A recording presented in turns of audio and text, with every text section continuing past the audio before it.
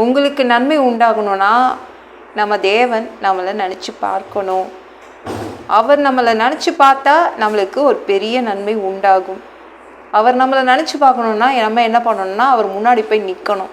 அவருடைய சமூகத்தில் எப்பொழுதும் ஜெபிக்கிறதுல, துதிக்கிறதுல எல்லாத்துலேயும் முன்னாடி போய் நில்லுங்க. அப்படி நிற்கும் போது நம்ம ஞாபகம் வரும், அவர் நம்மளை நினச்சிட்டாருன்னா ஒரு பெரிய நன்மை நம்மளுக்கு கிடச்சிடும். இப்போது நம்ம அம்மாலாம் நம்மளை நினச்சி பார்க்குறதுனால தான் எவ்ரிடே நமக்கும் சேர்த்து சாப்பாடு சமைக்கிறாங்க, அப்படி தானே? அதனால தான் நம்மளுக்கு சாப்பாடு கிடைக்குது, நம்மளுக்குன்னு எடுத்து வைக்கிறாங்க. நம்ம ஞாபகம் இருக்குது நம்ம அம்மா அப்பாவுக்கு, அதனால தான் நமக்கு செய்கிறாங்க. நம்ம தேவனுக்கு நம்ம ஞாபகம் வரணும்னா நம்ம அவர் முன்னாடி அடிக்கடி போய் நிற்கணும். அவர் சமூகத்தில் உளுந்து கிடக்கணும். அதிகாலை ஜபத்தில் போய் உட்காரணும். எல்லா ஜபங்கள்லையும் போய் உட்காரணும். வேத வாசிக்கிறது, பைபிள் ரீட் பண்ணணும், துதிக்கணும். அப்படி அதிகமாக அவர் முன்னாடி நிற்க நிற்க அவருக்கு ஞாபகம் வரும். நினச்சி பார்ப்பேன்.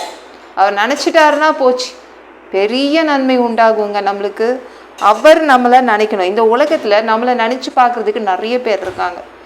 5 பேர் 10 பேர் இருப்பாங்களே நம்மளை நினச்சி பார்க்கறதுக்கு. ஆனால் அவங்க நினச்சி பார்க்கறதுனால நமக்கு எந்த பயனும் இருக்காது. ஆனால் தேவன் நம்மளை நினச்சி பார்த்தா பெரிய நன்மை உண்டாகும். அவ்வளோதாங்க. அவர் நம்மளை நினச்சி பார்க்கணும். அவர் நினச்சி பார்த்துட்டாருன்னா எக்கச்சக்க நன்மைகள் வரும், உண்டாயிடும். இல்லாத நன்மை உண்டாயிடும்.